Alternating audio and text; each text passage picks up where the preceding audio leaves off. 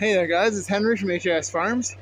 So today I just cut down this old dead log. I'm going to throw it on the mill, see if I can get any usable lumber out of it. But I'm mostly testing my new system. So I built this rig a while ago.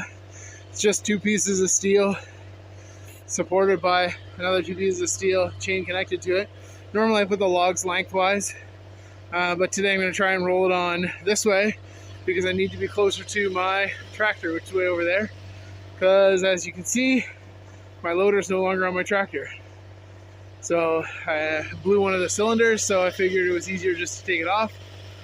So, and then basically I've never loaded a log without the loader. So I've assembled my winch over at the sawmill to see if I can roll this log on. It's about as big as I'd be putting on with a winch anyway, so we'll just test the system and I'll keep you up to date. Alright, let's see if we can prove it.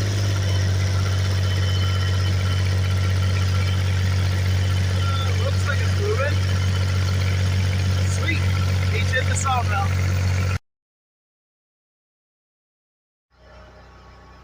Alright, well, as you can see, got the log up here. It was not as easy as I made it look. And you can see it's facing a different direction. So basically, here's my sawmill, and this is the new contraption I made. Just braces to hold it forward. It's out of the way enough that I can move the sawmill past it. And I've got a little anchor point so that I'll be able to anchor back to itself on this winch. Basically, my goal is to be able to roll the log from up there, whoop, all the way across here to there. And I haven't cleaned out any of this snow, so that might make this a little bit more difficult. And I don't have ramps currently that go up to here. So I might have to use some of the lumber that I've already cut, that it looks like the woodpeckers have got into. So that's fun. And then again, this is just to see if I can get the log onto here. So I might try it without ramps first, and then if I require it, I'll use ramps. But because I'm using my cell phone, I can't really record and move the log. So it's gonna have to just be move the log, and then I'll give you updates as I go.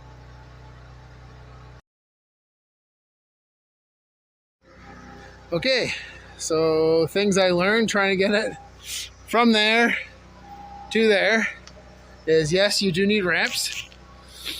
You also need your cantilever there to stop it at the top, because this doesn't have enough weight to stay down once the angle changes upwards.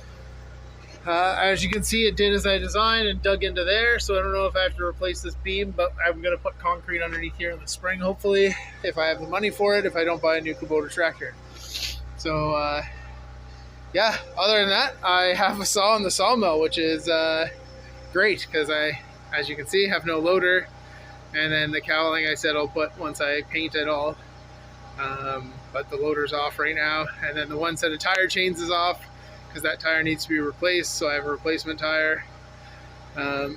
This is just a quick sled that I made on the recommendation of one of my friends, Matthew. Basically, I've made it so I can put wheels underneath it if I wanted to eventually. Have a pointy side. I've permanently welded the chain so that it goes underneath and then pulls forward. And then it's just a brace of 2-inch tubing at the back. Maybe it's 2.5 inch. And then I've got a piece of 2-inch inside, so I can actually extend this out another length of, I think they're 10 feet or so. But I haven't had the need to yet, just because I'll just push it further forward. It's kind of nice because it's super light, and I can twist it up, hook it on, and then drop it down, or start dragging it, and then normally it straightens itself out. But there's the log on the mill. If you like the content, then hit that like and subscribe button. Leave a comment below if you've got any other ideas for getting logs on the mill without a loader. Thanks for watching. Bye.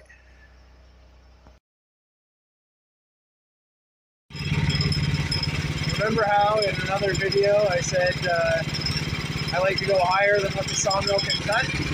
So here is a prime example. So that is with the safety stop removed, up as high as I can go. And the problem isn't even the clearance of the machine, it's the clearance of this back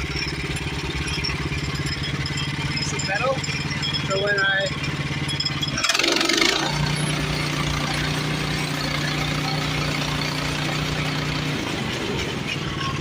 as you can see, I'm not going to clear it. But because this is the only high spot on the log that I put on, I'm just going to cut that off, and then there you go. Nice big logs. So I'll show you more once later.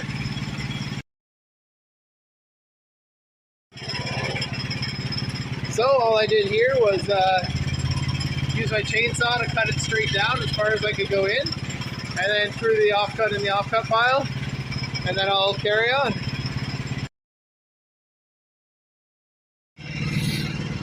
Alright, so now here's more of the board. So this is the one that was way too tall for the mill. So I took up the top part. As you can see, I used the chainsaw there. So I cut a 2-inch piece. I'd say that looks pretty good. I'm sure I'll use it for something. Not bad.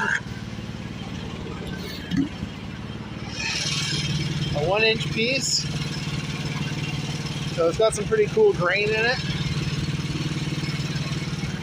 I'm sure I'll find some sort of use. And I think I did another 1-inch piece. There you go. And another 1-inch piece. Some wicked grain in that. And so then my last cut, I was able to just kind of skim the top of the whole thing. So it should be nice and flat now. So when I roll it over to the other side, to slide it down a little bit and then keep on cutting from the other side. So I'll keep you up to date.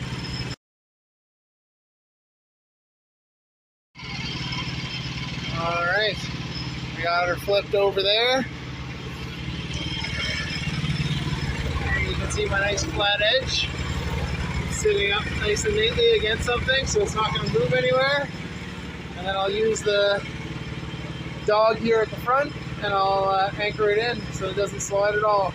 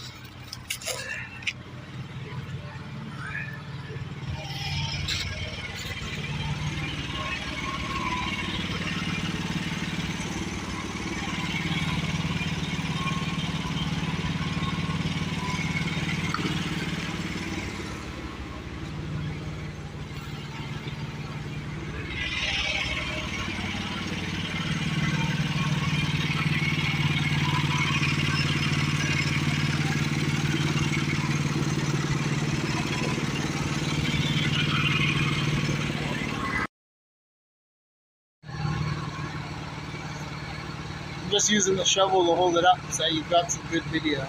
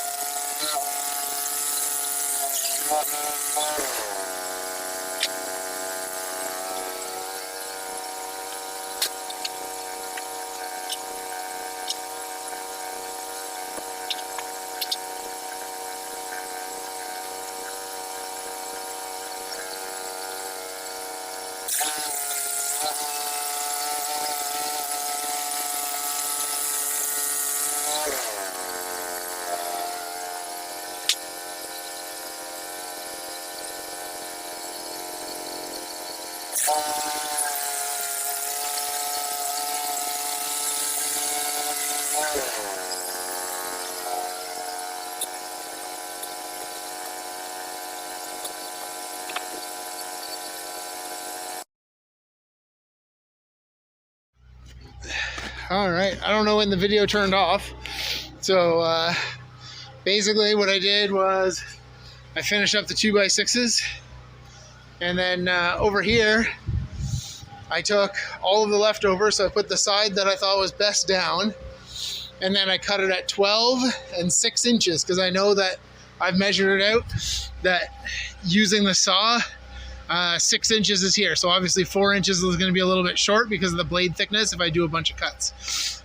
So basically the ones that were more than 12 inches are now 6x6s, and the ones that were less than 12, like this guy here, he'll turn into a 2x4 once I do him eventually. Or he'll stay roughly a 5x2, I guess. So yeah, basically I'm going to move those over there. And that's the lumber that I got out of this, what I would consider like a rotten tree. It had to come down anyway. I'm not a big fan of wasting the lumber. So these will just end up being used for around the farm. Obviously, I'm not going to sell them. It's quite punky, if you will, rotten in a lot of spots. But out of that, I could probably get 4 or 5 I use 2x2s. Sometimes I use 1x2s as my sticks between my stacks of lumber. So if nothing else, it'll become sticks for between lumber. I call them stickies. I don't know what everybody else calls them, but they'll become my stickies. So they'll either be 1x2s or 2x2s, depending on how structurally sound I want them, I guess.